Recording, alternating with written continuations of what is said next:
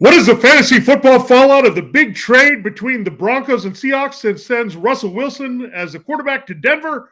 It's time to find out right here and right now as we break it all down for you on the Seattle and Denver side on Locked On Fantasy Football. You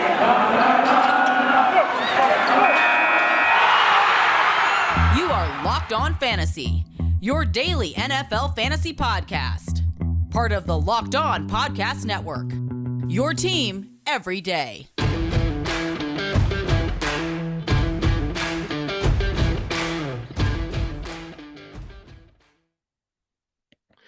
Greetings, everyone, and welcome to another edition of the Locked On Fantasy Football Podcast. As usual, I'm your host, Vinnie Iyer. When I'm not doing this, I'm writing about NFL and fantasy football for sportingnews.com.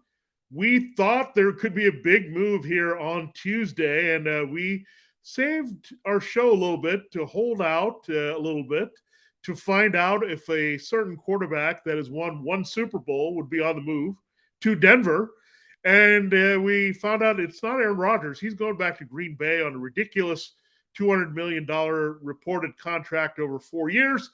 But Russell Wilson is on the move. So the Broncos quickly go to their plan A2, if you call Aaron Rodgers A1 here, and go and acquire Russell Wilson from the Seahawks. So massive NFL news. Wilson, it looked like he was going to stay put. We even talked about that at the Combine. That was the expectation because it took a boatload of picks and players to make the deal happen. The Commanders were turned down, but the Broncos offered enough to the Seahawks that they moved Russell Wilson. So a shocker, blockbuster, all the big words you want to use with that. We'll break that down for you from a fantasy football perspective. We'll first look at what that does for Russell Wilson's value, then look at the Broncos supporting cast, what it does for them, and then look at where the Seahawks might go from here, who's going to be in the mix in their wide receiver core and tight ends, and where they might go for a quarterback solution. So 3 tiers to this from a fantasy football perspective, and we'll break it down for you, this breaking news here on Russell Wilson. Thanks for making Locked On Fantasy Football your first listen every day. We're free and available for you on all platforms. Even when big things happen like this, we are there chiming in. So just hours ago, it went down here. Just surprising because we were just getting over the fact that Aaron Rodgers had a record contract. He wasn't going anywhere. And then at the same time, this Wilson bombshell completely drops here. So let's break it down. Let's start with Russell Wilson and his value. We know he's been a pretty consistent QB1. Last year was an exception. He had the hand injury. He missed 3 games there last season, but just dropped off. I don't think he was the same. I think he came back too quickly with a hand injury. We know what Wilson's MO has been in Seattle. He starts hot, puts up a lot of big name games with his big name and big arm and big legs, but then things start to go south in the second half of the season. He's not the same QB. So it's really a tale of 2 QBs here with Russell Wilson, typically with the Seahawks, where starts hot, has those big numbers. Everyone talks about, is this the first MVP season he's going to put up? He did have 40 touchdowns, by the way, in 2020. So he kept it up pretty consistently with the weapons he had. So that was his biggest touchdown total he had, but he followed that up with the clunker of a season based on the hand injury. So we don't know what we're going to get from Russell Wilson. We know we're going to get a lot more than we did with Teddy Bridgewater and Drew Lock. Drew Lock actually moves on to the Seahawks as part of this trade. So Drew Lock is a Seahawks quarterback at this point. Not exactly what we thought we would see this offseason, but Wilson, now what do we get from Wilson here? Now, we saw what the Broncos were doing. I think they positioned themselves for this type of move when they signed Courtland Sutton and Tim Patrick to longer-term deals. Jerry Judy is still on his rookie contract. They just moved on from Deshaun Hamilton here. So they're trying to streamline this receiving core. And one other development that happened here for the Broncos is they moved Noah Fant. So no athletic first-round tight end there for Russell Wilson. So really, with this situation with their new head coach, Nathaniel Hackett, and their tight end coach there that came for the Packers as well, Justin Outten, they don't get to work with Rodgers. And now Outten doesn't get to work with Fant. So they move on here. They do like Albert O there in that position. So maybe that bumps up his value. We'll talk about the receiving core there. But when you look at Wilson, I think it's a downgrade. I mean, you look at DK Metcalf, Tyler Lockett, they were insanely productive here as two borderline wide receiver ones. And Courtland Sutton, there's a lot left to be desired with Sutton so far. He's a big target. He's got a lot of speed on the outside. When he's been able to stay healthy, he's looked pretty good here. But being healthy has been a big problem here for Courtland Sutton. Good target, go up and get it. So loosely, we can say that he's like the DK Metcalf, but a rather poor man's DK Metcalf, a pretty poor man's DK Metcalf. If he can stay on the field, watch out, but we got to see a lot that happens there. Now, you look at Jerry Judy. He has some talent. We know he's a very good route runner from Alabama, can work the slot. They also have Tim Patrick, a reliable guy that they like to put on the outside. So that figures to be their 11 personnel as they go forward. Definitely it's going to be 11 with Fant out of the mix here. So 3 wide receivers consistently seems to be the way Wilson will operate here in the Rodgers-like offense with Matt LaFleur. That influence coming to Denver. So I think Russell Wilson's going to be a little bit of a downgrade from where he was in Seattle in terms of his production in fantasy football. Again, these receivers just not as trusty. I don't think this team is a team that you look at where, man, they're going to light it up every week. You know that there's going to be some higher scoring games in the NFC or AFC West, I should say. NFC West already has those. Wilson might create a fewer of those in that division, but you got Justin Herbert of the Chargers. You've got Patrick Mahomes of the Chiefs. These are 2 better quarterbacks right now at the moment, younger guns that have special talent and skill sets around them. So they're going to set the pace as 2 of the elite QB1s on the board. Then you have Derek Carr. We'll see. I think he's going to stay in the offense. We talked about that too with our combine takeaways, that Josh McDaniels ultimately is going to settle on Derek Carr because I don't see the Raiders creating a big brouhaha here and a shake-up here at quarterback. It's hard because the 2 big ticket items are off the board here with Rodgers and Wilson. So you look at the other guys here. Do you look at the potential of Ryan Tannehill, or if you go out and get someone like that? No. Jimmy Garoppolo, Mitchell Trubisky, I don't see that happening. So look at Wilson here. Is this going to be an offensive-minded division? Excuse me. Yes, it very allergic here to offense. Some of these teams have been, especially the Broncos. They've been looking at more the defensive-minded things here with Vic Fangio, but you figure they're going to open things up with Hackett, so that's going to help Wilson a little bit. But again, Wilson had it really good in different offenses. He didn't quite fit with Shane Waldron there that we saw, but overall, you look at Wilson and his ability here, and it's still spot on. He's got the strong arm. The receivers are tempting. Garrett Bowles is a pretty good left tackle, but he had Dwayne Brown in Seattle. And Dwayne Brown gave them a lot of good years, and probably is going to be back now that Wilson's contract is off the board. So it wasn't terrible as people thought with the pass protection. Part of it is that Wilson holds on to the ball too long, sometimes looking for those big plays downfield, especially when the running game is not as consistent, trying to extend plays there. And also, the other thing is he kind of holds it so if there's an opportunity to run, and that also leads to some sacks. So this offensive line is pretty good, but I think a lot of the sack issues that come up when pressure and hits on Wilson are due to his own style of play here. So keep that in mind. So I see Wilson, a lot of things being parallel. He's still going to take the sacks with the Bulls there in front of him.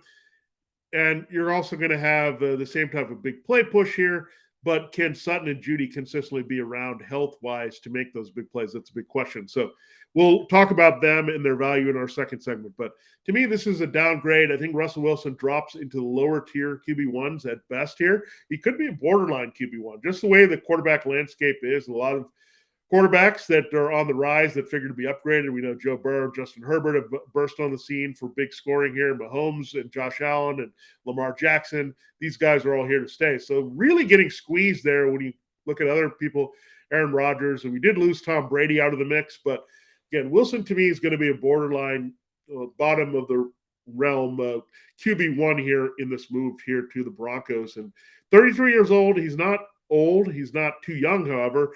He's got his first durability issue, so we'll see how that plays out. But to me, Wilson is not going to be as that same effective fantasy football asset here in 2022.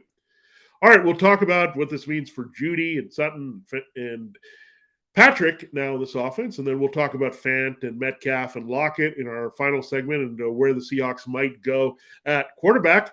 Football season is over in terms of what's on the field. There's been a lot of action off the field. We know that with Aaron Rodgers returning to Green Bay, Russell Wilson headed to Denver. But basketball, there's a lot of big moves in basketball, but all the moves right now are on the court as they're trending towards the play-in tournament and the NBA playoffs with the All-Star break in the rear view. College hoops, we know where we're at there. We're getting all the automatic bids to the March tournament here for the NCAA. From all the latest odds, totals, player performance props to where the next fired coach is going to land, BetOnline.net is the number one spot for all your sports betting needs. BetOnline remains the best spot for all of your sports scores, podcasts, and news this season. And it's not just basketball. BetOnline.net is your source for hockey, boxing, and Ultimate Fighting Championship odds as well. And don't forget about international events, including golf and other things you can wager on across the world. Head to the website today or use a mobile device to learn more about the trends in action. BetOnline, where the game starts. All right, let us continue the show here in a moment. We'll talk about the Broncos' weapons. It can only go up for all these guys from last season. They did not fare very well with their injuries and whatnot. And you'll be surprised who I think I'm most excited about here in 2022. Thanks for making Locked On Fantasy Football your first listen every day. Make sure you're following Locked On NFL, Locked On Experts, covering the biggest stories around the NFL every Monday through Friday in less than 30 minutes, just like Russell Wilson getting traded. It's free and available wherever you get your podcasts. All right, Broncos, it's going to point up here. Again, there's a loose comparison for Sutton and Judy with Metcalf and Lockett. That's the way they're going to try to treat them in this offense. Now, who is going to be the Devontae Adams? I think that's going to be really good here for Courtland Sutton. Now, Jerry Judy, I'm not totally sold on him being the guy that we're going to look at. A lot of people look at Judy and still look at his profile from Alabama, but he's kind of disappointed. He hasn't stayed on the field. His route running and hands were advertised as being special. That has not materialized. I get it. He was working with some quarterbacks that weren't ideal in Bridgewater and Locke, but Bridgewater actually had a good connection and throw to Jerry Judy, and we didn't see a lot of production there and not a lot of help. So I do like Courtland Sutton. I think he jumps into the wide receiver 2 conversation. I'd be very careful about Judy as a wide receiver 3 here. To me, the guy that I look at is Tim Patrick.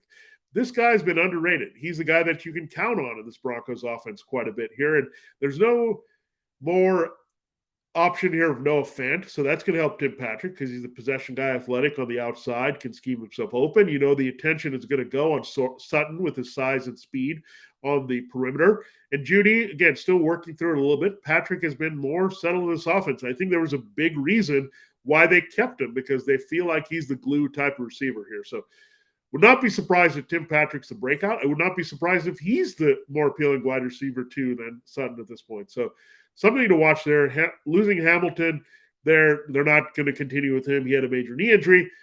We talked about Albert Okwuegbunam. I think he has a big shot of improving his stock as well with Fant out of the picture, and I think that's what made Fant expendable here. First-round pick. Usually don't move a tight end like that where you picked up a player, but definitely it's a change in the offense where he was drafted for the previous offense and the Nathaniel Hackett offense. Robert Tonyan did have moments there with the Packers. We know that as a red zone force, but in terms of a receiver in the middle of the field that works the seam, that was not going to happen for Noah Fant. So you're basically looking at 3 receivers and a little bit of Albert O from tight end. You're also looking at big things here for Javonte Williams. Now, they're talking about re-signing Melvin Gordon. Let's hope they do not do that because we want Javonte Williams to break out as an RB1 with a pretty big workload. So I think Sutton, would be the obvious choice now as the breakout receiver here if he can stay healthy. Patrick is the sleeper. I think Judy is the bust. But Javonte Williams, I'm excited about him because they're still going to be a running team. We saw the impact that Nathaniel Hackett had on Aaron Jones and A.J. Dillon. I think you have a hybrid of skills here that Javonte Williams has of those 2 running backs. So you have a more dangerous passing game. It's based on the downfield throwing of Russell Wilson. We know the importance of balance here that Hackett and Outen have carried over from Matt LaFleur. So really Javonte Williams, Tim Patrick. So Javonte Williams is my absolute stud out of this situation. Working behind that line, legitimate downfield passing game, and hopefully no Gordon. So he's looking good. And again, Tim Patrick is the guy that is going to bump up in some drafts, and there's going to be some buzz. So watch out. What we're going to do for sure is look at Russell Wilson, those off-field workouts, who he has special chemistry with. we know all that is pretty big. We know Tom Brady, Chris Godwin, that developed. We saw what happened with Matthew Stafford and Cooper Kupp. So we want to see between those three receivers where Wilson feels the most comfortable throwing, because we know that's going to translate to the field in big-time production and therefore fantasy football trust here in 2022. So excited about the Broncos' weapons possibilities. They all get a stock bump up here for sure, but Williams and Patrick bigger than the rest, and temper your expectations for Sutton and Judy here as the new versions of Metcalf and Lockett with Wilson working in there, because, again, new type of offense here. Patrick is the most offensive, versatile, I would say, in terms of can transition to one to the other here. So that's why I trust him a little bit more. Javonte Williams is just a special talent and needed a little bit of balance and threat in the passing game to be more dangerous in the run game. We already know he's rather effective with Gordon. So let's watch what happens with Gordon. If Gordon returns, then Gordon's going to have some value here. We know that in fantasy football. Continuing to split with one Javonte Williams. All right. So let's continue the show here, battling the allergies here for sure, but that's that time of year. It's also this time of year to save on auto parts, and this episode is brought to you by Rock Auto. With ever-increasing numbers of makes and models, it's now impossible for your local chain auto parts store to stock all the parts you need.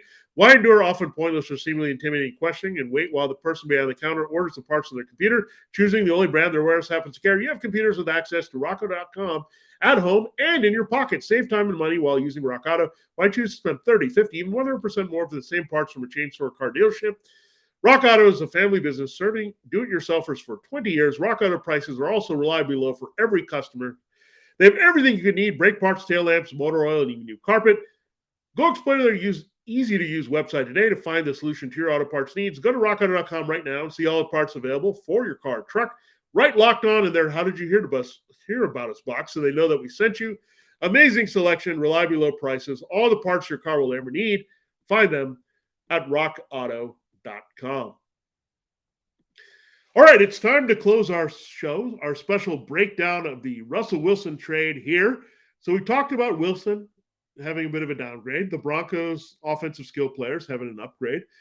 Well, we know for now that the Seahawks offensive skill players have a downgrade. We got to find out who the quarterback's going to be. So D.K. Metcalf really thrived on the big arm of Russell Wilson, so they're going to have to find someone who can stretch the field and throw downfield to him. We'll see about keeping Tyler Lockett. There's some rumors here that the Seahawks could part ways with Lockett. We know he had a great chemistry that you could not recreate with Wilson. Remember, they had this uncanny, accurate connection here downfield where there was a perfect passer rating when Wilson targeted Lockett. So these guys are really going to be hurting until we find out who the quarterback is, that is. And so we'll see. But they're definitely downgraded. So while Sutton and Judy creep up there in the wide receiver 3-2 borderline, you're looking at these two guys dropping into the wide receiver 2-3 borderline until we figure out who the quarterback is. And then Noah Fant, however, gets a bump up. I know Gerald Everett didn't do a lot in this offense, and he's a free agent now for the Seahawks, coming over in the Shane Waldron Rams style of play. But Noah Fant is a different type of receiver. I think he's like a slot receiver,